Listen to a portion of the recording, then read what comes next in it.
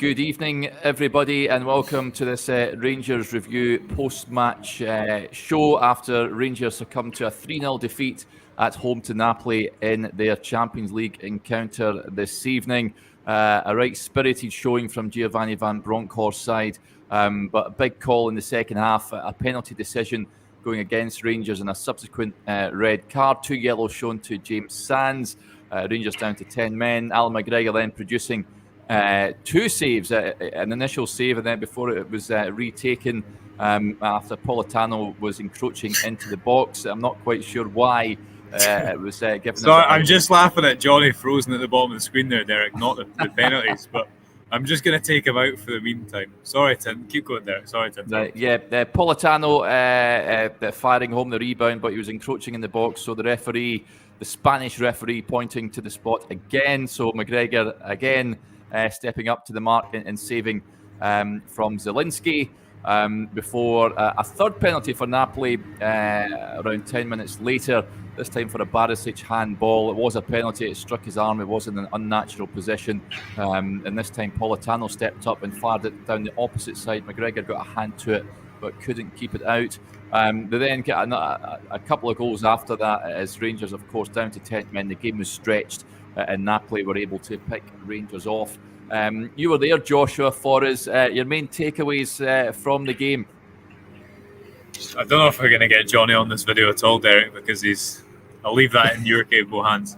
It's a difficult game to sum up, to be honest, because Giovanni Van Bronckhorst said in the post-match press conference he didn't feel 3-0 was kind of a fair summary of the game, if you will, and I kind of agree. I think for 60 minutes, Rangers were very equal with Napoli in stages. I thought in the first half, they maybe shaded it in parts, but this is the reality of the Champions League, I guess. If you make one mistake, one ball over the top, and it's a risk that Rangers take by, having a slightly higher line and coming out and being aggressive, as I guess the support would want to be at home, and then that kind of ensues. And I'm still not really sure what happened, to be honest, Eric, in those 3 incidents. Obviously, shouldn't take away from what's just a remarkable moment when Alan McGregor makes that double save. I've written in my piece for tomorrow. It's one of those moments when you're in a stadium and you look around to check it actually happened and other people have seen it, because to save 2 in succession on the same side was just remarkable. But yeah, definitely there was the things there that weren't in the last couple of games for Rangers, but I think there's a wider discussion obviously to be had about the fact that there's no new signings in that team. As a one-off occasion, that's fine, and Rangers had that grit and determination and whatnot. But when you're looking further down the line, I think there is some concerns there. You look at obviously the recruitment of the summer, and we touched on this in the pre-match video. The fact that the manager again was asked about Ben Davies in this post-match, but the fact you've got Lundstrom there, your best midfielder, playing in defence. So there's wider stuff to be talked about, I think, from the game. But in isolation, I thought Rangers were good enough. Were good for 60 minutes, spirited, aggressive. But you get undone by one moment, and then Napoli are just ruthless in the way that they pick them off after that for me. Yeah, John Brown's having a go at me here. He says, are you actually a Rangers fan? How is that a penalty?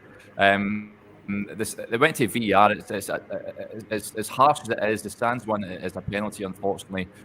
Ditto Barisic, it's a handball. I don't know why his arm's up like that. If you're a Rangers supporter and you got that struck at a Napoli harm, you'd be screaming from the rooftops for it as well. So it is what it is. McGregor desperately unlucky with that third one from Politano. Napoli, were a top class outfit, really slick side.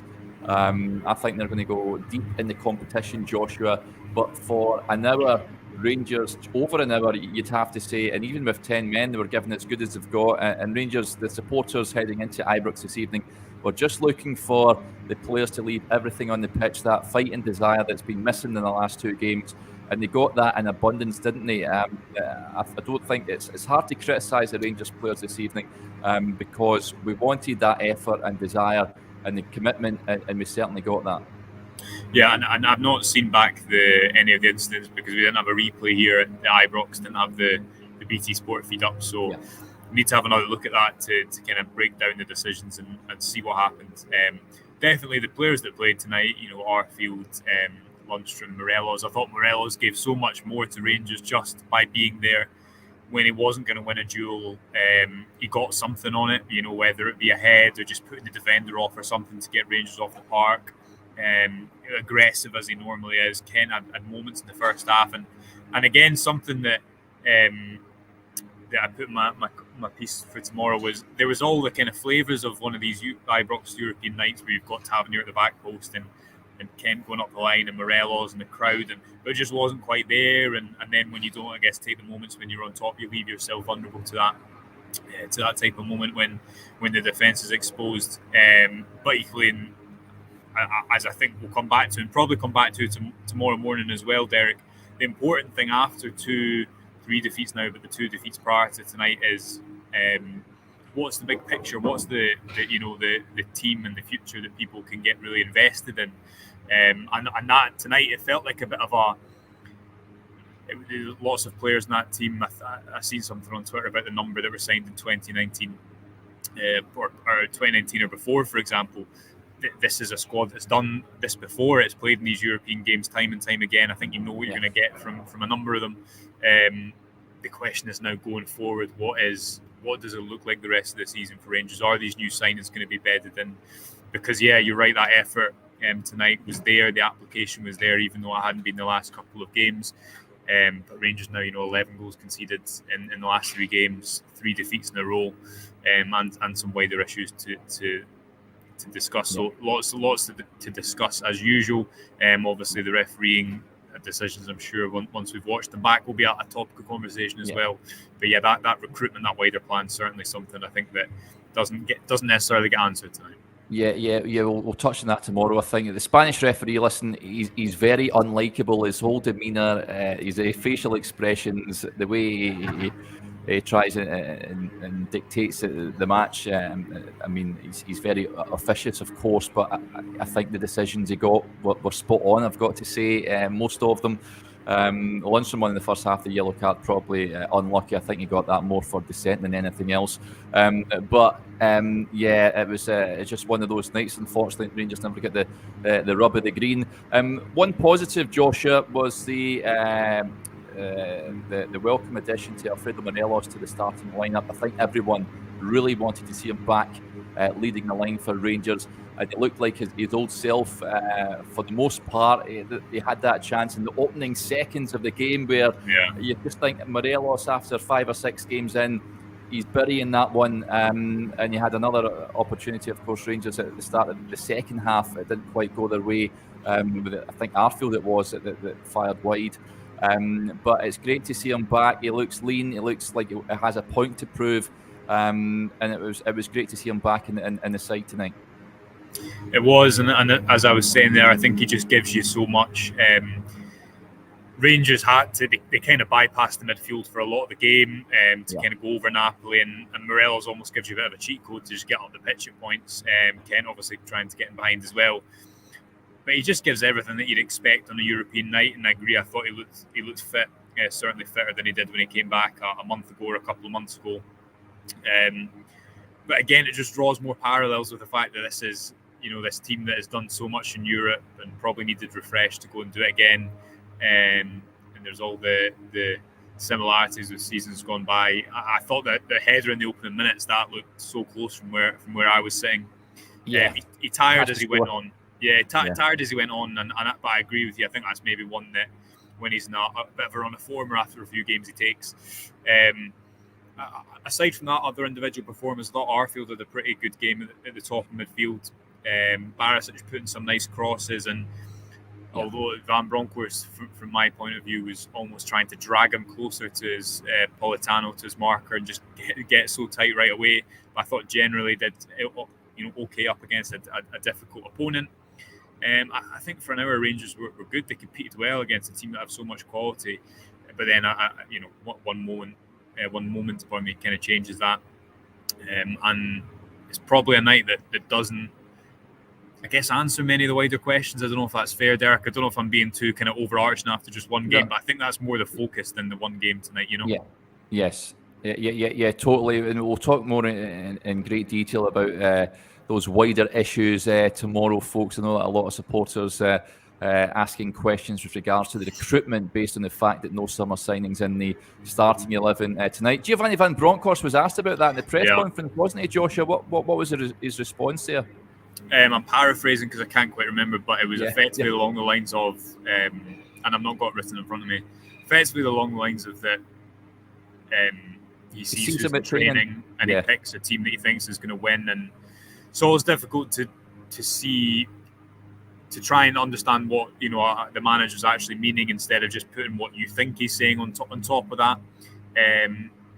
But if you look at it tonight, the areas of the pitch that Rangers have spent money on, nominally Matondo and Yilmaz and Davies, none of them have really played, and Barisic hasn't. I think he's been one of probably Rangers' better players this season, and a team that hasn't really performed at all. He's certainly not been been one of the worst performers in my eyes. Davies has obviously been injured and hasn't come into it. Matondo hasn't looked like the right wing is necessarily the position for him.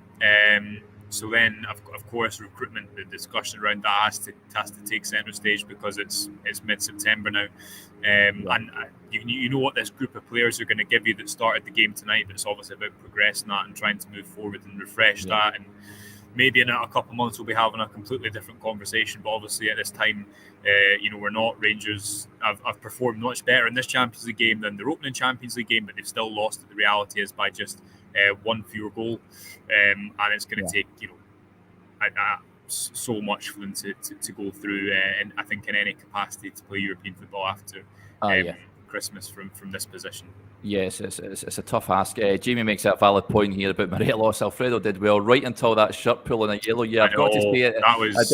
I was thinking he was a lucky boy. Never get because that is as yellow as you'll ever see. So I think that was a wise bit of management from Giovanni Van Bronckhorst bringing Cholak on. Was he bringing him on just before the shirt pull? He was already lined up, which would have probably been even more irritating. To be fair, I think his yellow card was harsh, wasn't it, on the first half? I think the momentum kind of took him into the game. It was one of those where he's not touched the goalkeeper, but he's made a meal of it, and it made it look like he's done almost a Scott Arfield at Tynecastle when he went through the goalkeeper, if you remember. But I do remember that. Yeah, he was walking on a tightrope after that. But can I ask you about the McGregor double save at that point in the stadium, Joshua? Incredible.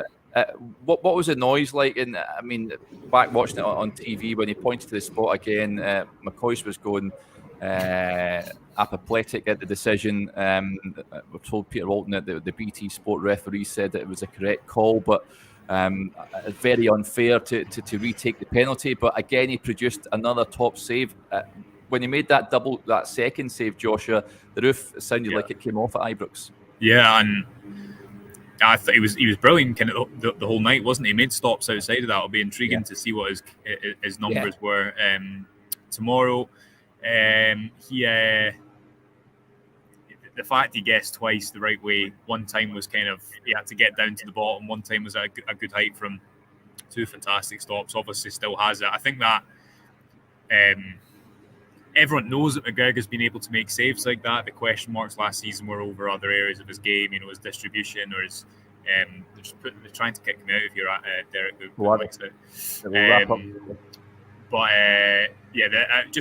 was an incredible moment, and obviously the result will kind of take away from that a bit. But to save two penalties in quick succession at the age of 40, really, really impressive indeed. So the noise at moments was incredible, but as I say, by the end, no Napoli fans here. It's just silence as the goals go in, and they kind of picked Rangers apart when they went down to 10 men. Yeah. Finally, before you go, Joshua, the national anthem in the minute silence as well. How was that? It looked fabulous. The tifo display as well from the Union Bears. So hats off to them. Yeah, great tifo display, and it was a really loud start to the game. That kind of carried into the first minute when Rangers obviously had that chance. They pressed Napoli from a goal kick, and the noise really went up. So, great tribute. Obviously, just a shame that Rangers couldn't turn that into another kind of memorable result tonight. So, need not only a performance against Dundee United, but obviously a convincing win. We'll obviously speak tomorrow about the wider kind of situations. We've not got time tonight because I am quite literally getting kicked out. Yeah, well, thanks very much for joining us, Josh, and everyone that's been tuning in tonight. We'll dissect it more tomorrow morning in our daily briefing, folks. I hope you can join us there for that. But, well, until then, it's bedtime now, isn't it? We're almost at midnight, so we're going to say enjoy the rest of your Wednesday. But get to bed, and we'll speak to you bright and early tomorrow.